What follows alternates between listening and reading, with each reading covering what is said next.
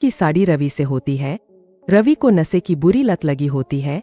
एक दिन अरे माँ, मेरा एक साइड का शरीर काम नहीं कर रहा है। मैं आज खेतों में कैसे जाऊंगा? अरे बेटा, ऐसा ना बोल। तेरे पापा के जाने के बाद से तू ही घर चलाने का सहारा है। मैं डॉक्टर को बुला लाती हूँ। देखिए बहन जी, रोहन के शरीर के एक साइड में लकवा है। अब वो कभी ट्रैक्टर नहीं चला पाएगा। घर में मंहूसियत का माहौल हो जाता है। लीजिए माँ जी, रोटी खा लीजिए। अरे बेटा, मुझे तो भविष्य की चिंता हो रही है। मेरा एक ही बेटा है और वो भी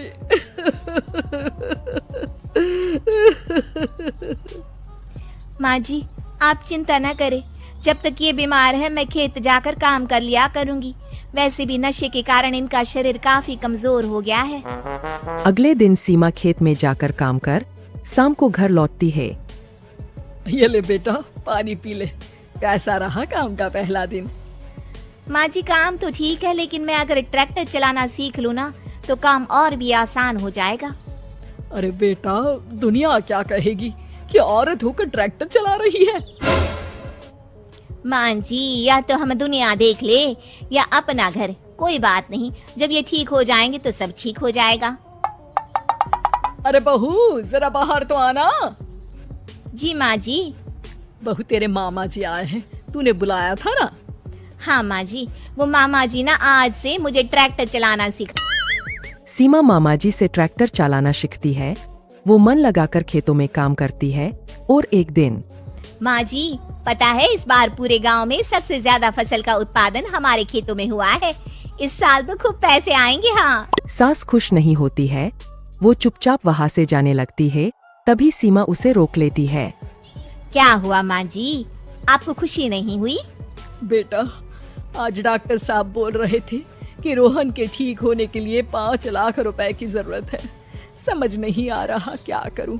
सीमा शांत हो जाती है। अगले दिन सास सीमा के पास आती है।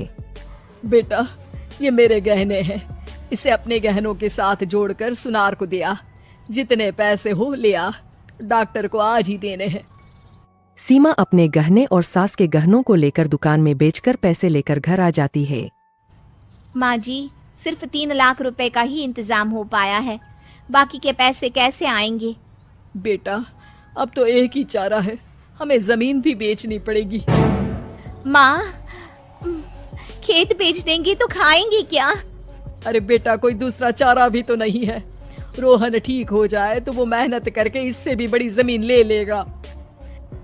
सास बहू मिलकर खेत भी बेच देते हैं। अब पूरे पैसे लेकर सास डॉक्टर के पास जाती है। डॉक्टर साहब, ये लीजिए सारे पैसे। बस किसी तरह मेरे बेटे को ठीक कर दीजिए। आपका बेटा ठीक तो हो जाएगा, लेकिन 6 महीने का समय लगेगा। सास बहू सोच में पड़ जाते हैं कि अब तो कोई जारिया भी नहीं रहा जहाँ से उन लोगों की कमाई हो। अब कमाएंगे नहीं तो खाएंगे क्या? माँ जी, मेरे माता पिता ने लड़की होने के कारण मुझे ज्यादा पढ़ाया लिखाया नहीं, लेकिन ट्रैक्टर चलाना सीखकर मैं कुछ काम करने के लायक तो हो ही गई हूँ। अरे बेटा, ट्रैक्टर अब कहाँ चलाएगी? खेत तो बिक गए हैं। माँ जी, मैं किसी और के खेतों में दिहाड़ी में काम कर लूंगी, कुछ तो पैसे आएंगे ही ना। कहकर सीमा काम करना स्टार्ट कर देती है। जैसे तैसे उन पैसों से गुजारा चल ही रहा था। माँ जी, पास के अस्पताल से मुझे नौकरी के लिए ऑफर आया है। पैसे भी ये 4 गुना ज्यादा मिलेंगे और अब खाने पीने दवाई के साथ हम कुछ पैसे भविष्य के लिए भी जोड़ पाएंगे। लेकिन काम क्या है बहू? माँ जी, मुझे अस्पताल की एम्बुलेंस चलानी है। अरे, तू तो मेरी बहू नहीं, बेटा है बेटा। जरूर जा बेटा। और हाँ, तूने पूरे गांव में एक मिसाल कायम कर दिया कि हर काम हर कोई कर सकता है। उनके लिए लड़की या लड़का होने की कोई जरूरत नहीं। सीमा मन लगाकर काम करना शुरू कर देती है। आगे जाकर वो